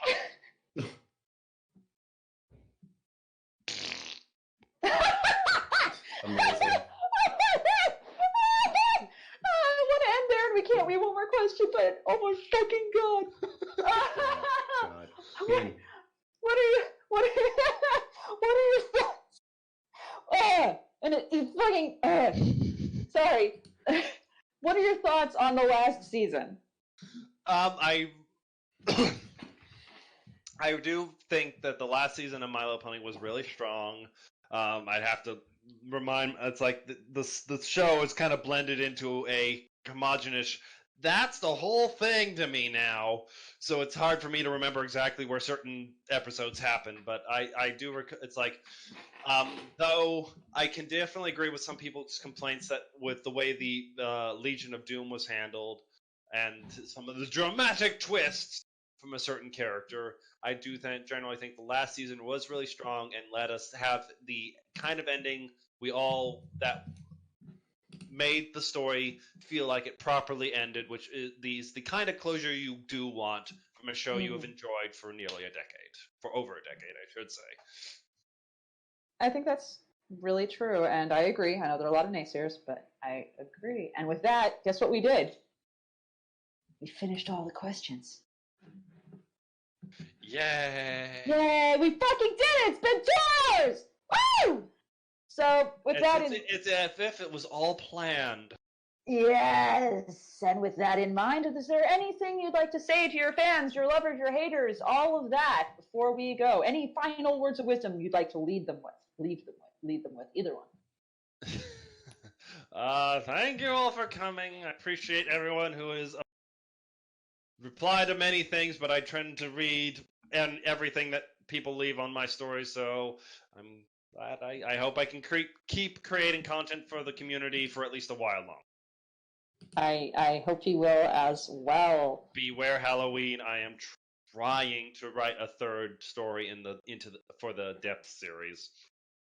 I'm excited for such things, and I look forward to it. And anyway, this has been the Barcast from LooneyCon. LooneyCon has other stuff going on, and recommend you take a look at what they're doing, and that's really exciting. And of course, we're the Barcast. We will be on next weekend. Milk, who we got for next week? No. I'm fine there. Milk, stop being too drunk and tell us who's next week. Okay, he's gonna look. That was helpful, actually. And tell you guys that it was actually Rune Soldier Dan. Hey, Rune Soldier Dan's gonna be with us next week. Get excited! And thank you so much to our bit donors, Random Fast Reader, other guy, and Alex _. You guys are the top bit people in that order. Thank you so much. Thank you for tuning in. Follow us on our websites, donate to our Patreon. Thank you for all of your donations otherwise. Alex, post the fucking link! And with that, that's our time. Your barcasters for this evening have been Enigmatic Otaku. Yeah. Flamin' Roofer. Yeah. Milk. Yeah. I've been yeah, and we had our guest with us, Penstroke. And thank you for tuning into the Barcast. Have a great weekend. Bye-bye. Find out next time on Dragon Ball Z.